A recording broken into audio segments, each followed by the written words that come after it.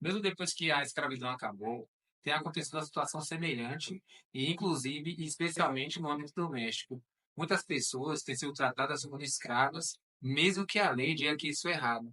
E isso não é coisa do passado, infelizmente. Essa triste realidade é do próprio século XXI.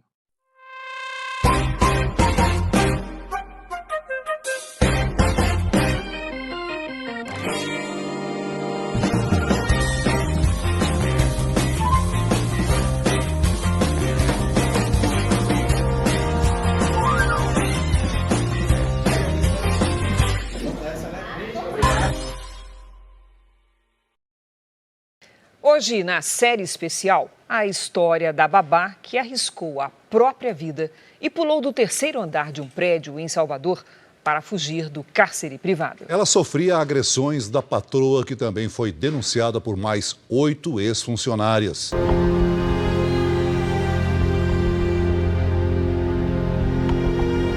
Ela trancou a porta, ela tirava a chave da porta, ela tirou o interfone do gancho. Você só pensa em morrer e sair dali. A patroa era a empresária Melina Esteves França, mãe de trigêmeas. Ela começou a agredir, a bater, a xingar. Ela falava que conhecia um bocado de gente, minha família, e que se eu falasse alguma coisa, que eu ia ver.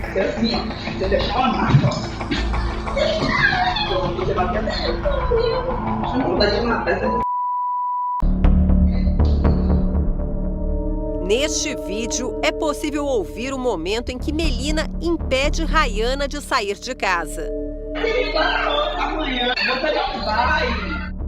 São cenas bem fortes, gravadas por uma câmera instalada na sala e presenciadas pelas crianças e por uma amiga da ex-patroa. A partir do pedido de demissão, feito 4 dias após o início do trabalho, Rayana ainda ficou mais 2 dias confinada no apartamento, sem contato com a família, sem água e sem comida.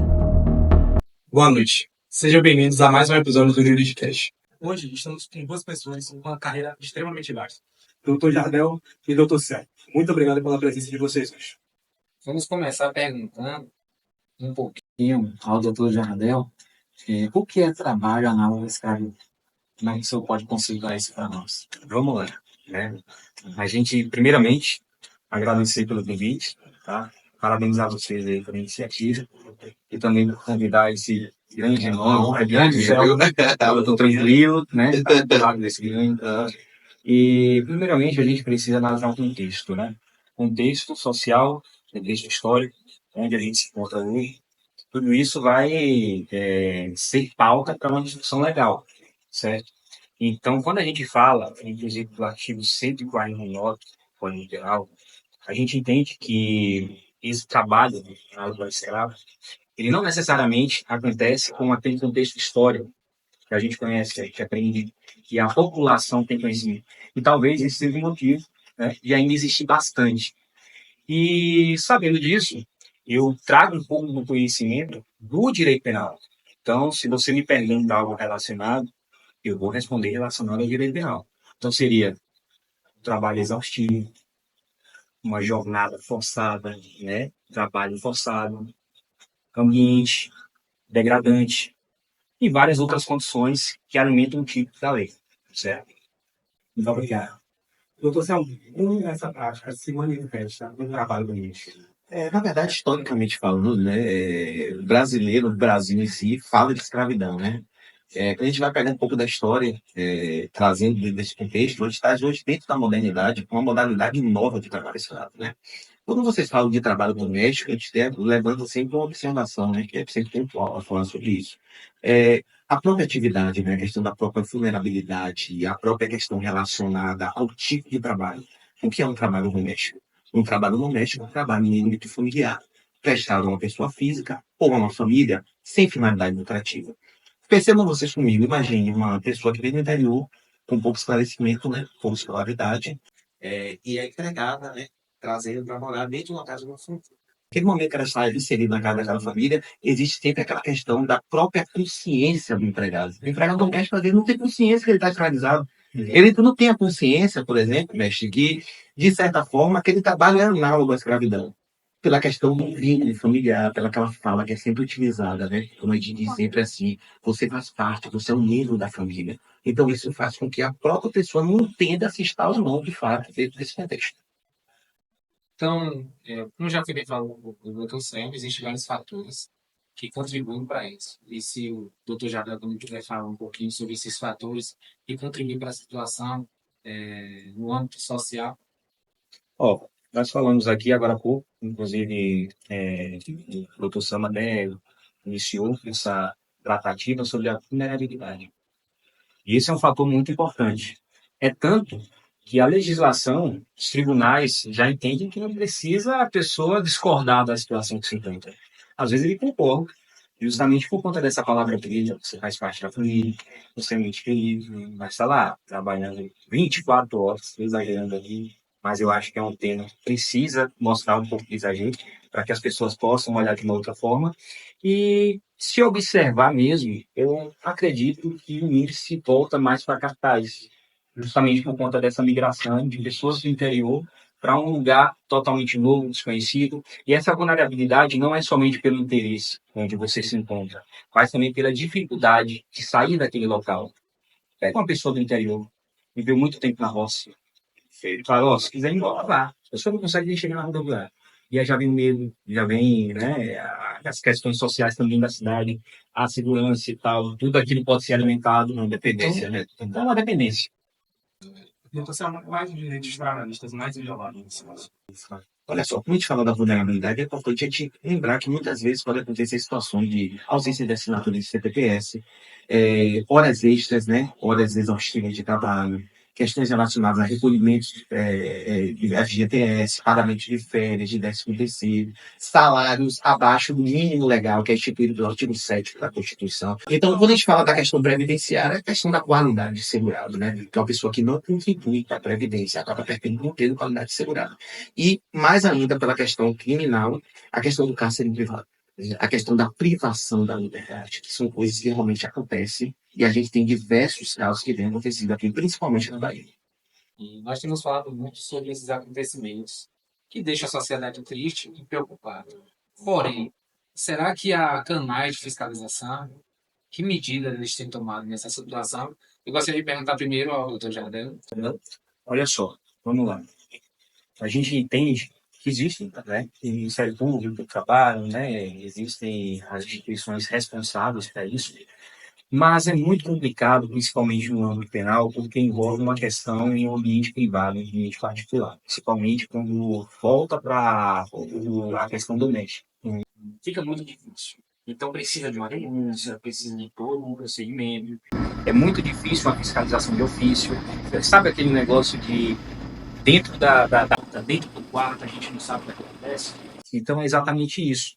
E existem algumas condições também que a gente precisa entender como que funciona o tipo penal. Porque existe a gravidade e existe também uma confusão com outro tipo penal. Se você olhar o artigo 203, fala, né, frustrar mediante fraude, né, uma frustração mediante fraude, direitos trabalhistas. Então o que é que algumas pessoas fazem? Acabam evitando, né, cometendo esse tipo de crime, mas falam, não é artigo 149 não, é artigo 203, crime mais leve. E aí acaba dificultando não só na fiscalização, mas já no procedimento judicial que faz de instrução, que aí pode reverter em outra medida, justamente por falta de provas e dessa fiscalização. Agora o doutor Sam também pode falar sobre, no caso do âmbito do direito trabalhista, quais os canais de fiscalização do trabalho, como é que eles atuam nessa área. Até fazendo uma complementação da fala do Dr. Jardel, nós temos o Ministério Público do Trabalho, que é um órgão muito atuante hoje no combate ao trabalho escravo, né? Nós temos, inclusive, aqui no próprio Ministério Público do Trabalho aqui da Bahia, nós temos setores que são especializados em combate ao trabalho escravo, ou análogo à escravidão, né?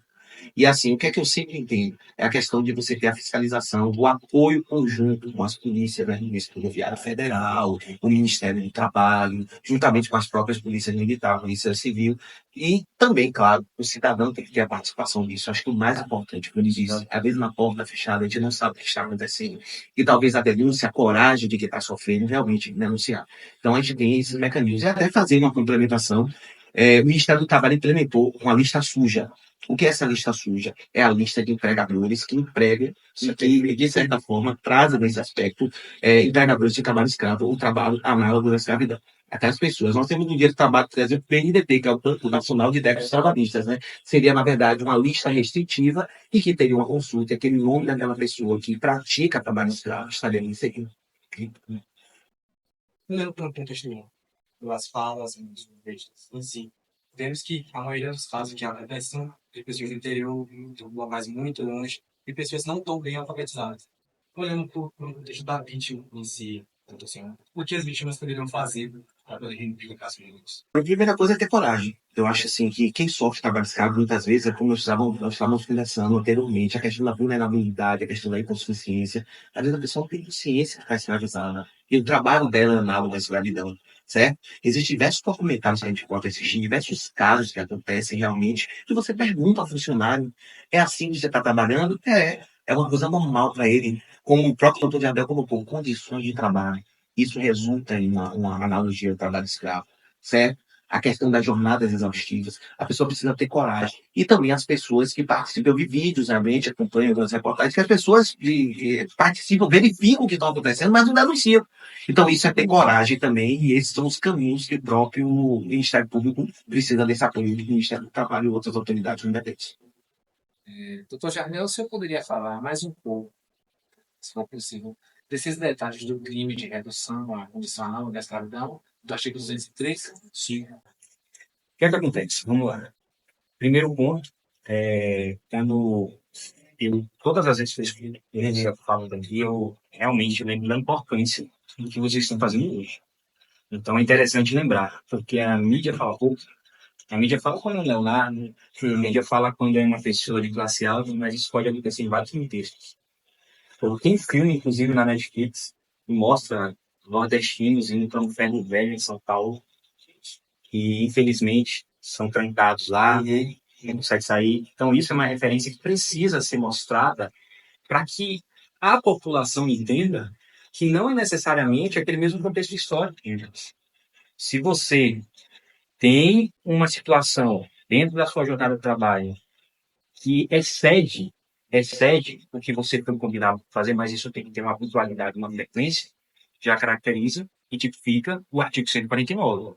Então, o artigo 149, ele é bem detalhado, bem específico. Ele mostra, ele ensina como é que funciona.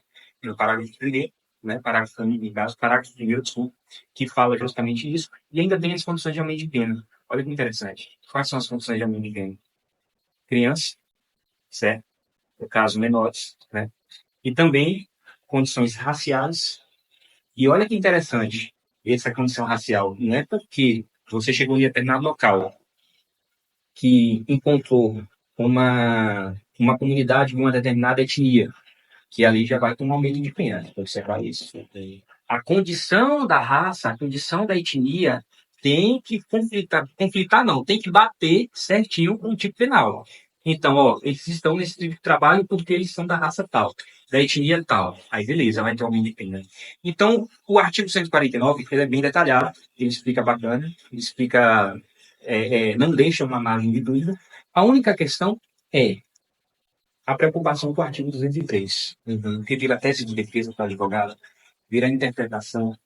E isso dificulta porque é muito subjetivo, falta prova. Aí vem outros elementos, vem o artigo 129, porque, querendo ou não, existe uma lesão corporal lá dentro. E com lesão corporal existe ameaça. Será que aquela pessoa vai ter coragem de falar? Então são outros crimes que, infelizmente, acabam colocando uma mão na boca daquela pessoa que precisa de alguém. Acho que, para finalizar o questionamento, talvez uma pergunta que dê direção, como você falou, é muito importante, de fato. Como a sociedade podia contribuir para acabar com essa prática? Eu posso até ler, na verdade, né, uma fala da nossa ministra Carmen Lúcia, né, com relação ao julgamento de um processo judicial, um trabalho análogo à escravidão. Ela diz o seguinte: trabalho é valor, escravidão é crime. Então, trabalho escravo é algo que não pode existir, porque é realmente contraditório a expressão. Trabalho escravo é crime, temos sim. Todos vocês façam parte, que o Ministério Público, junto com o Ministério do Trabalho, precisam do apoio também nosso. Porque quando você fala de uma lesão de um direito desses, você vai entender a complexidade que isso pode trazer, certo? A questão da própria reparação. Não é só aquela pessoa que está sendo condenada, que está sofrendo trabalho escravo, são todos nós. Quando você tem uma ação civil pública, por exemplo, que é ajuizada, a ação civil pública ela gera um dano coletivo. E esse dano coletivo é o quê? Para todos nós. Todos nós também sofremos com a questão do trabalho escravo. Então, são alguns aspectos, alguns. E o doutor Jardel também pode expressar essas palavras como chamada à ação. Eu vejo que o Poder Judiciário, eu vejo que todas as instituições competentes, né, estão, infelizmente, atuando sozinhas. E a população vê, nada faz, a gente, né, infelizmente, passa por isso. E seria importante entender esse trabalho educacional que vocês estão falando, né, estão batendo, é um trabalho que mostra o que, de fato, é um trabalho escravo. Isso vai facilitar. Nossa, escutei ali o podcast da galera e realmente minha vizinha ali trata um trabalho escravo. Então não pode acontecer. Faço o quê? E diz que sim. Denuncie. Ah, mas não tenho certeza. Denuncie. Porque depois os órgãos competentes fazem um trabalho bem feito, vão apurar, e aí, enfim, você fica com consciência limpa e a sociedade agradece. Você fez sua parte, na verdade, né? Como líder militar, a gente precisa sempre estar buscando as melhoras e, de certa forma, buscando realmente proteger as pessoas que precisam. No começo do podcast, nós vimos um vídeo falando sobre um caso prático de Raimundo, daqui mesmo de Salvador. Ela se jogou do terceiro andar do prédio, porque ela estava sofrendo justamente essas questões de trabalho análogo à escravidão. Então, nós poderíamos falar um pouquinho desse caso prático, falar um pouquinho dos direitos trabalhistas que foram violados, também o direito penal. Onde foi que esse direito penal foi violado no caso? Olha só, primeiro ponto. Se a pessoa chega nessa situação, é porque faltou iniciativa da população, né? Ela já estava ao ponto de buscar ajuda de outra forma. O objetivo dela era se livrar daquela situação. Será que o condomínio não viu? Será que as pessoas que moravam que não presenciavam e mencionavam isso? Talvez pela falta de conhecimento, de informação que é muito clara. E é por isso que eu novamente bato na tecla a importância do que vocês estão fazendo. E se aí observarmos, não é só o artigo 149.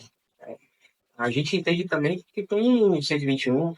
Aquilo ali resultou em um homicídio. Né? Ah, mas como assim? Ela se matou. Mas peraí, vamos lá. Não estamos falando de tipo penal, né? Mas estamos falando de resultado e consequência. Porque senão a gente teria que falar de ameaça, de lesão corporal e tal. Estou falando de consequência. Houve uma situação, ela se jogou, certo? Mas por quê? Ela foi motivada, ela foi violada em relação aos seus direitos. E isso é interessante porque fala que os direitos violados não são necessariamente direitos trabalhistas, mas nem físicos, mas até os direitos mentais. Então isso é importante. Vai chegar nesse ponto, tem que tomar muito cuidado, né? E a população precisa, assim, fazer sua parte. Até o direito de verdade. Eu até rio mais, né, dentro desse contexto, né? A gente tem violação de direitos constitucionais do artigo 5º, né? A dignidade da pessoa humana, o direito à liberdade. E no próprio vídeo, ela elenca que ela sai do intériozinho da cidadezinha dela com uma oportunidade como se fosse um sonho. E os vídeos mostram diversas agressões com pessoas próximas da cidadã, né, da entregadora, e que não fazem nada. Tem um vídeo, inclusive, que ela desmaia, que a criança cai, e que nem sequer ela diz a seguinte frase: pode deixar que ela está fingindo. E ela teve uma oportunidade, quando ela pegou o celular dela, para tentar manter contato, e naquele momento ela foi trancada no erro. No relato ela diz da seguinte forma: foi a minha chance, foi ver aquela janela para tentar, naquele momento, fugir da luta. Então, assim, quando a gente fala de violação, como o professor já até colocou, o mestre já colocou, a gente tem que entender que o cárcere privado é um crime. e ela estava em cárcere privado. E nesse aspecto, além disso, você não viola direitos trabalhistas apenas. Desculpa a minha sinceridade, para mim o direito trabalhista nesse momento é o mínimo relacionado. Dentro dos direitos de dignidade, da pessoa humana, os direitos constitucionais do artigo 5º são muito maiores do que tudo aquilo que aconteceu. Então, assim, dentro desse aspecto, são diversas violações, tá?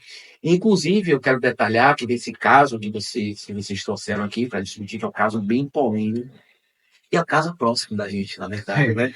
Não é um caso, né? Eu que sempre estava acostumado a ver alguns documentários, algumas coisas, né? Relacionadas ao trabalho escravo, oficina de roupas, bolivianos. A gente entende assim, como é que isso se aplica? E dentro desse aspecto, a gente tem um ponto crucial para falar com relação a esse tema, que é o direito, na verdade, que ela teve naquele momento, a possibilidade, a oportunidade que ela teve de fuga. Então, ela deixa isso muito claro dentro daquele momento. As medidas de prevenção, realmente, que nitidamente estava tentando fugir da realidade. Acho que eu posso dizer dessa forma. Como as pessoas podem ajudar? Gente, é uma Nesse pergunta caso, difícil. foi difícil. Boa para perguntar, porque É difícil. Difícil. Nesse caso, é difícil. Eu falei um pouco antes sobre pessoas que não têm consciência do que está acontecendo com ela. O senhor falou sobre salário, o senhor falou sobre Escolaridade. escolaridade. Ela não sabe o que está acontecendo. Ele não tem consciência. Às vezes alguém chega a ver o que está acontecendo, mas não fala sobre. Pelo trabalho que estamos fazendo hoje, essa pessoa vai ver e vai falar: meu vizinho ali está acontecendo isso com ele. Eu queria saber como a pessoa pode se conscientizar do que ela pode fazer, tendo em vista que ela já entendeu o que está acontecendo com ela. vamos lá. Como dar uma aula de direito penal. Cada caso é um caso. Verdade. A gente precisa analisar o contexto. Será que dentro daquele caso existe ameaça? Será que existe uma vulnerabilidade total ao ponto da pessoa gostar daquela situação? Fala, não, eu pelo menos tenho a oportunidade de andar no Tardan, de conhecer um lugar novo, de ir para uma praia. Isso. Qual é o contexto, né? Às vezes, uma pessoa tentando ajudar, ela simplesmente conversa diretamente com a vítima e ela pode meio que ofender na visão da vítima. Né? Está me ofendendo. Não é assim que acontece, mas acontece. Então, eu acho que o mais interessante é observar, informar uma autoridade competente Perfeito. e depois, né, buscar a situação da isso. Eu acho que a denúncia ela é muito importante nesse ponto, nesse aspecto. Procure as autoridades competentes para apurar de fato o que está acontecendo e se de fato ou não aquele empregador está praticando essa prática de analogia para a escravidão. Porque, como eu falei para você, quando eu falei da pergunta, que é uma pergunta difícil pela subjetividade do caso, é porque realmente acontece. Vai ter gente que realmente vai falar, não aguento, estou cansado demais, e vai ter gente que vai falar, estou não. Por isso que o consentimento não é relevante. Bolivianos, venezuelanos, pessoas que foram refugiadas, pessoas que fugiram do seu país, que realmente era uma situação. Eles gostam dessas situações e tem pessoas que aproveitam, ou seja, peraí, eu estou gostando desse problema aqui, mas quer dizer então que está ok com o Código Penal, com o direito trabalhista. Então a gente precisa analisar. Aproveitando até o ensejo dele, né? A gente tem obras públicas, instrumentos licitatórios, né? Que, de certa forma, tem analogia ao trabalho escravo. Obras, por exemplo, de escolas públicas em São Paulo, em que os empregados, né, que são contratados para prestar aquele serviço, para fazer aquela obra, estão realmente em situações análogas à escravidão, certo? Dormindo em alojamentos, com péssima estrutura, sem banheiros para utilizar. Então, isso também é uma analogia ao trabalho escravo. Então, perceba, como você traz o completo, você pergunta a um funcionário daqueles, é aqui que você está. Ele não tem consciência do que é o trabalho escravo, muitas vezes, tá? Então, dentro desse aspecto, é muito difícil quando você pergunta pra gente qual seria a forma de precaução, o que é que deveria ser feito. Eu entendo que se você desconfiar de qualquer coisa, denuncie. A partir daí, as autoridades vão tomar ciência e ter a certeza que você fez um. Eu sei que nós estávamos falando sobre o trabalho análogo à escravidão no âmbito doméstico, mas eu também gostaria de mencionar aquela empresa chinesa, a BYD. Parece também que o trabalho dela é análogo à escravidão. Vocês poderiam falar um pouquinho sobre ela? A gente pode até falar, mencionar, né? Na verdade, o próprio direito brasileiro, ele tem um combate ao trabalho escravo. Talvez na China determinados trabalhos não sejam considerados escravos, né? E quando você traz uma analogia para cá, a nossa legislação brasileira não permite que isso seja feito. Então, recorreu realmente à denúncia e é um dos pilares hoje que está realmente dificultando toda a implementação da empresa, a questão da política de produção da empresa. Tá? Eu aproveito para até fazer uma complementação ao tema e falar das grandes oficinas hoje de roupas de São Paulo, que são patrocinadas, de certa forma, pelas grandes empresas que pagam por aqueles produtos que são muitas vezes confeccionados por venezuelanos, paraguaios, né? E dentro desse contexto, bolivianos, né? Que recebem por peça de roupa uma quantia mínima de alguns centavos. Isso é trabalho escravo também que é aplicado, né? A forma de trabalho, a forma de remuneração, como está sendo remunerado, e chegam nas grandes lojas, nos shoppings do Brasil, com aqueles valores exorbitantes que muitos pagam e que, de certa forma, pesquisem, porque muitas empresas grandes hoje patrocinam o trabalho escravo, né, mestre? Exatamente. E interessante também, quando você fala, eu já li com um posicionamento muito bom de alguns blogueiros, alguns, lógico, aqueles que possuem uma condição de falar, não, eu quero fazer diferença. Se não me engano, a Gisele Bündchen, ela parece que não jogou algumas marcas, né, dentro do live dela, justamente por conta da analogia do trabalho escravo. Então, ela não vai patrocinar isso. E eu acho que agora está virando uma tendência. Então, aos poucos, o pessoal vai descobrir que realmente tem uma empresa grande aqui que está dentro de um determinado shopping. E realmente, quando você olha a linha de produção, a Índia, Venezuela, Bolívia, Ou até mesmo aqui no Brasil, em São Paulo, né? até Nas mesmo grandes oficinas ou barracões que são conhecidos, né? E até para finalizar, a gente vai falar um pouco de carvoaria também, né? Porque hoje também é um dos problemas que nós temos no Brasil com a questão realmente das carvoarias do trabalho escravo, né? Condições de trabalho, questões relacionadas a alguns depoimentos, né? De alguns trabalhadores que são resgatados pelo Ministério Público do Trabalho nas grandes matas, na verdade, né? Realmente com aquela dificuldade que até o doutor Jardel, o mestre Jardel falou, quando ele disse às vezes a gente não tem acesso a como chegar até um determinado local. Aquelas grandes fazendas que tem alguns locais aqui, alguns interiores aqui, algumas grandes, né? Até costumo falar, né? Algumas cidades aqui, e de certa forma que só tem acesso a um helicóptero ou um outro modalidade, Então nós temos também essa possibilidade, essas situações, né? E acompanhamos isso pela imprensa e pela mídia de grandes resgates que têm sido feitos, um grande trabalho pelo Ministério Público junto com as polícias, a rodoviária, a federal, dentro desse aspecto para combater esse trabalho. Fazer esse podcast, colocar em Instagram, no YouTube, eu acho que é uma forma de prevenção. Porque se você observar, das pessoas do interior, mais interior mesmo, tem Instagram, tem celular, tem muito Facebook. O acesso à informação hoje, né? Com acesso à informação. Então, você levar esse tipo de informação para essas pessoas que têm essa vulnerabilidade vai ajudar muito a prevenir de chegar àquele modus operandi das pessoas que têm mais condições, dizer assim, eu vou pegar uma pessoa do interior para contratar, porque eu sei que ela não tem onde ficar, eu sei que ela não tem conhecimento, então eu posso aproveitar a vulnerabilidade dela para fazer o que eu quiser. É o que tem acontecido e o que aconteceu com o Raio. Então, nosso objetivo, justamente através desse podcast, é levar esse conhecimento a todas as pessoas que puderem. Toda mensagem de conhecimento é sempre bem-vinda, principalmente para quem precisa.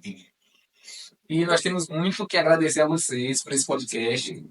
Ajudou muito esse conhecimento que está sendo divulgado.